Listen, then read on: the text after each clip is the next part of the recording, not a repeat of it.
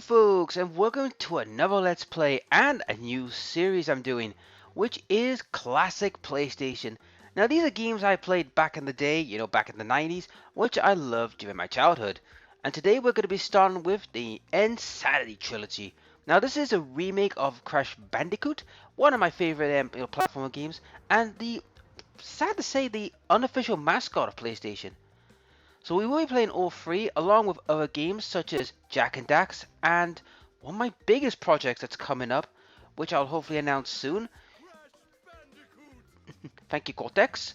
So anyway folks, let's dive into the world of Crash Bandicoot. Now before we begin, I will have to give one disclaimer.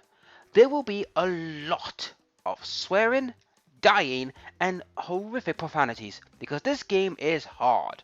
And there's no change to the control schemes. It's like the same back in like when I was a kid. I mean, when I was a kid, it was easy for me, but since I'm an older man now, it's kind of rusted me up a bit because I did have a go at it earlier, and by God, it hasn't changed. So anyway, let's dive into the world of Crash Bandicoot. Overwrite the save data. So, oh hey Uka Uka, it's been a while. Don't give me that look. Dr. Cortex, we haven't determined the cause of past failures. Moron! This Bandicoot will be my general. He will lead my Cortex commandos to world domination. This Typical evil scientist. brain triumphant. Why do those evil scientists try to take over the world? Closer than ever before. Quickly, into the vortex. Dr. Cortex, the vortex is not ready. We have no idea what it could do.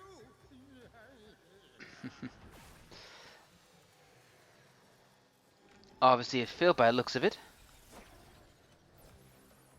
Failure again. Capture him. Not likely. Nice punch. You know what's funny about this, guys? I mean, in the original game, the female Bandicoot was just like, just a damsel in distress. She didn't, punch anyone. But, yeah, so Uka Uka collect 3 masks to make invincible. I doubt we'll be seeing much of that. But anyway, let's get on with the game. The first level is usually a tutorial, guys, to give you an idea how the game works. So if you don't know how this works, with normally with Crash Bandicoot, if you get 100 apples, which I don't know why he likes apples, but hey, you get like a life, inventory and all that. And there's been a lot of changes to the game since like its original inception. Right. Here we go. Well, I didn't want to do that, but oh well. And oh yeah, one other thing, guys. If anything touches you with just by a smidge, you die. Yeah, there's no like escapes. It's like you touched, you're dead. Oh yeah. Whoops. Old-fashioned platforming. Right. Oh, I did say we probably won't get much invincibility, but hey, I forgot this is the train level. You do get invincibility.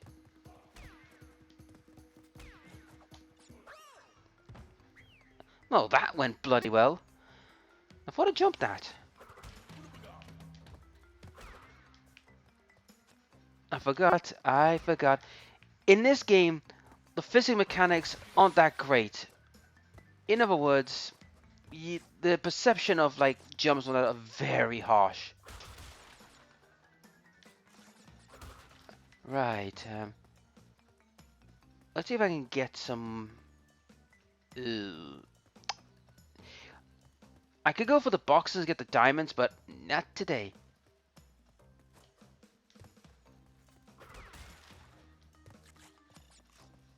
Let's see.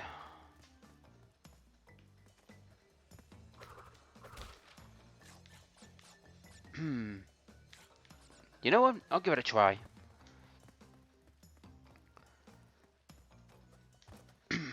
10 10 boxes could give me a diamond. I can't remember how the diamonds work. I don't know if it's like you get so many diamonds, you get like good stuff. Wait, there it is. And there's a pitfall. I think I spotted that. Right. Yep, 10. Right, I gotta be careful. And I freaking missed it. Damn it. And I can't go back to it. Oh well, it was worth a try. Ah, 4 left. Bugger. Oh well, it was worth a try. Now, the original Crash Bandicoot is a bit of a short game. I would say probably 4 hours. But trust me, it does get longer because there's some levels in this game that are right assholes. And we'll probably run into one very soon. I'll tell you which ones are the hard ones. Right, Jungle Rollers. Let's go. Rolling, rolling, rolling. Keep them doggies rolling, roll high.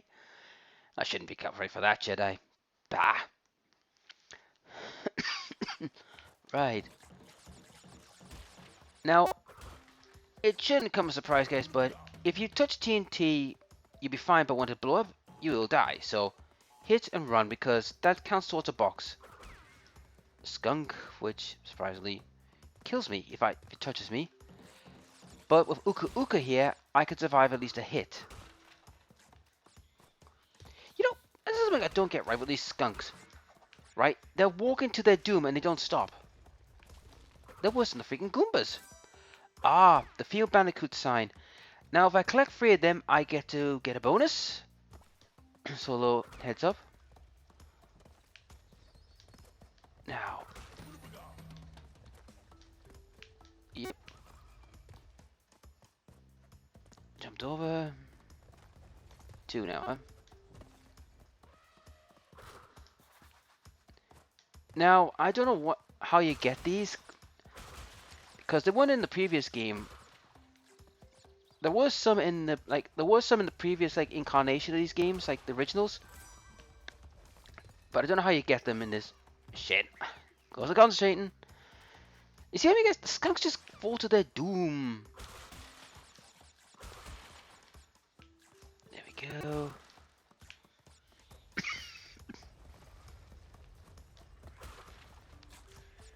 Yeah, once you go back and you hit the box that had the the Bandicoot female, they'll just turn into apples. Right. Oh, now this is ridiculously risky. Right, I gotta be very careful. Made it. Hey, a life is worth it in this game. Trust me, you need as much life as you can get, especially in this game. Right. Yep, there's no TNT.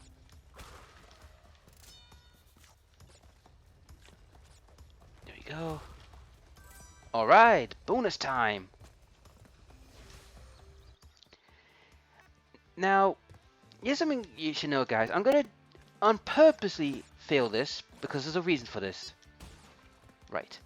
Failed right now. Now, the good news about bonuses, you don't lose life and you don't die.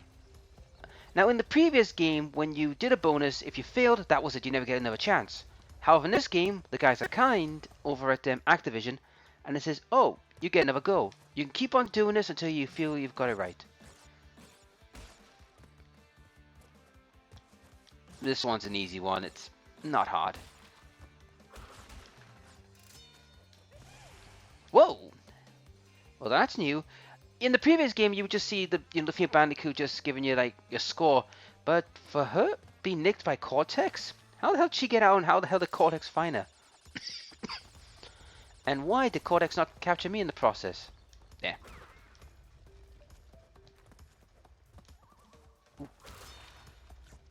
Right, better be careful because this is where things get a little tricky. Where were there 5 free boxes? I didn't see any.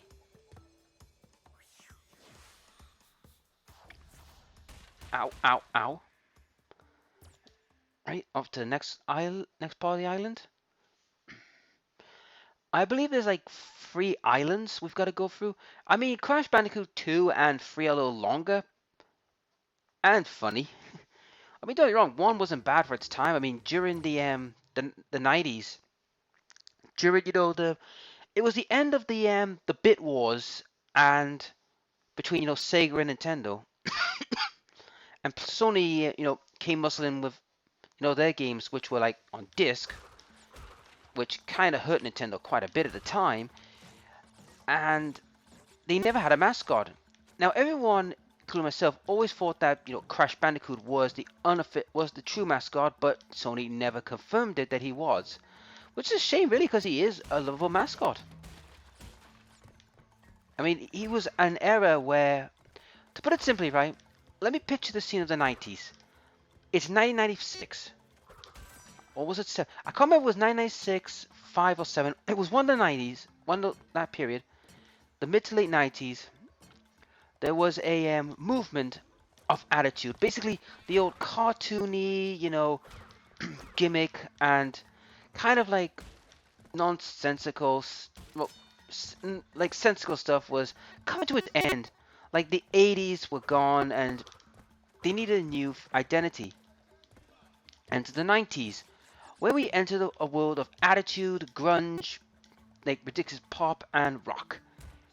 So they needed a console and a mascot or a character that was going to be edgy. And lo and behold, Crash was born.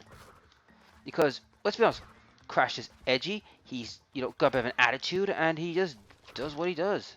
Ah, balls. Oop, better keep an eye on that.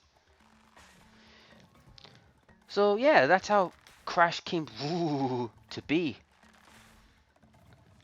He was that edgy mascot that, to be honest, at the time, Mario 64 was not out yet, which a lot of people say is one of the best games, as well as, Zelda's Ocarina of Time. Crash was like the new thing, like attitude and platforming was like at its peak at the time. No, I'm serious. Platforming in the 90s was at its peak. Where games like Crash, Mario, and Zelda were like massive. I mean, don't get me wrong, Zelda was massive. Mario and Zelda were massive to begin with. But their platforming escapades did garner a lot of attention, but it didn't elevate to the level that, Crash, Mario 64, and Zelda had done. Right, another bonus level.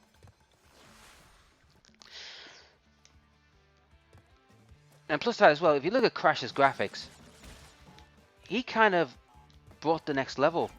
I mean, don't get me wrong, Mario did as well as Zelda. Right, this is where we're going to be careful. 1, 2, oh, bloody hell. Right, made it. So, yeah. Oh. Damn it. How does Cortex keep finding her? And how does she keep escaping? But, yeah.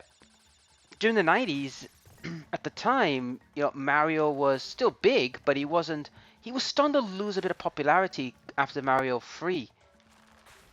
Whoa.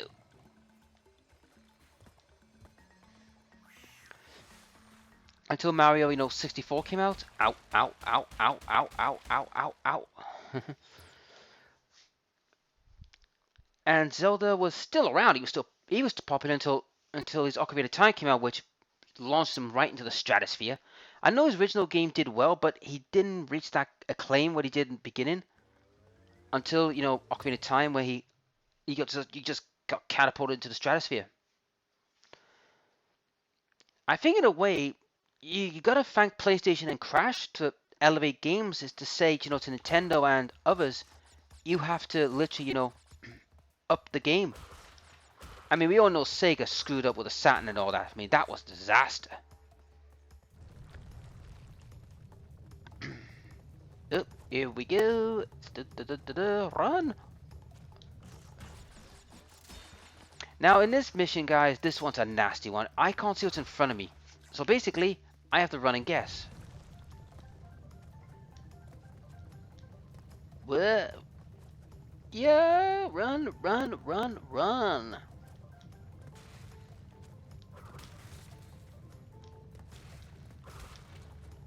Come on, make it.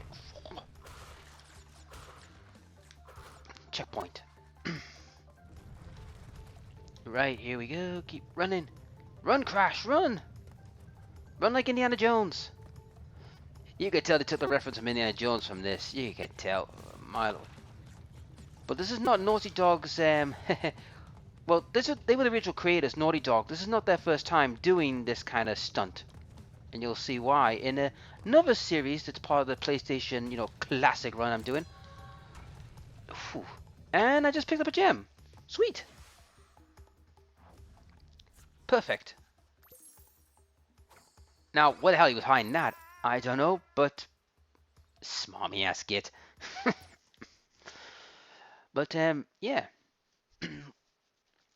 There's another game Naughty Dog did this. Now, Naughty Dog were the original creators of Crash Bandicoot. They're the ones who originally made them, along with another couple of great titles, such as Jak and Dax and The Last of Us. Which Jak and Dax I am doing because I've got all the games thanks to PS4. Oh yeah, I forgot to mention that. You've probably already figured it out when Sanity was on PS4. Jak and Dax also leaked to PS4, which is great for me. Which means I'll be doing that game when I get to it. I'm thinking of doing what I did with the Darksiders and the Devil May Cry playthrough, where I did like interchanging, like one was like Devil May Cry, the other one was Darksiders, like to go about. I might do that with Crash and Dax. Just go between the two of them. Because it breaks up the play a bit. And I know for a fact Crash is oh, you filthy little git.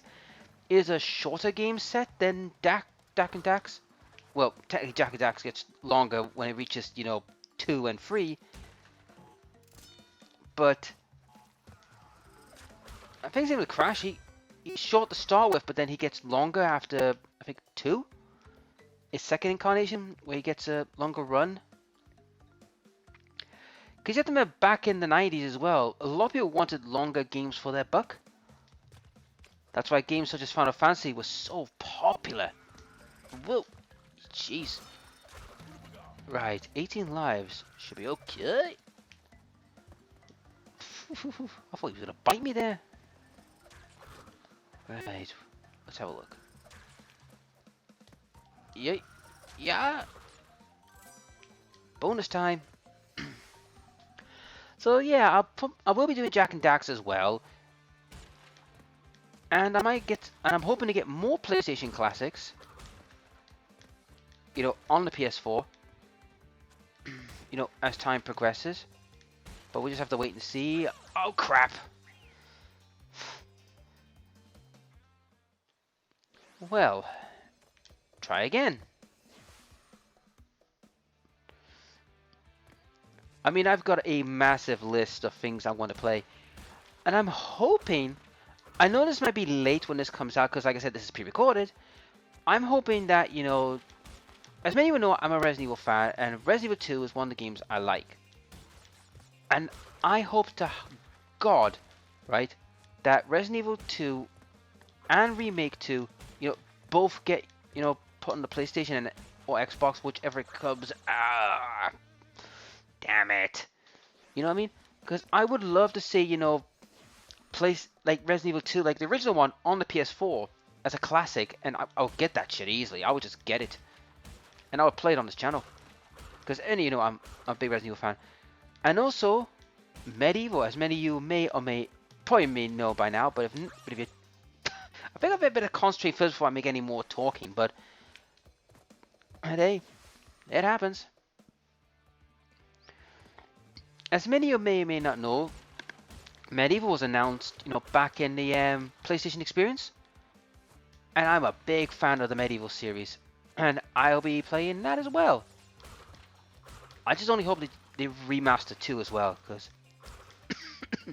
I wouldn't mind playing the Adventures again of Sir Daniel Fortescue.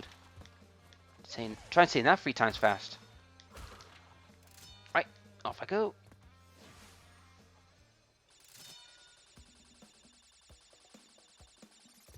Right.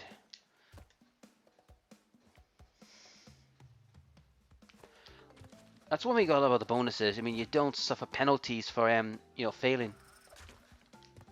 Well, 3 missing. Oh well, I'm out of here. You know what I mean? That's the thing I'm liking about the PS4. Unlike the Xbox, at least I know the Xbox is doing a lot of backwards compatibility stuff, which is good.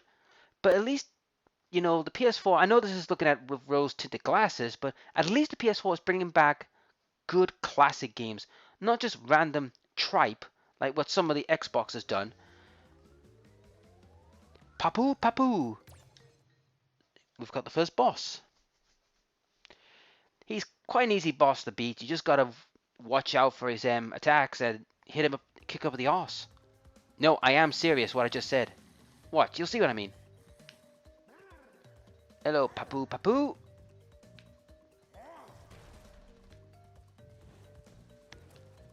Dodge. Like that, yeah. You just gotta jump on his butt. And I think I've got to do it 5 times.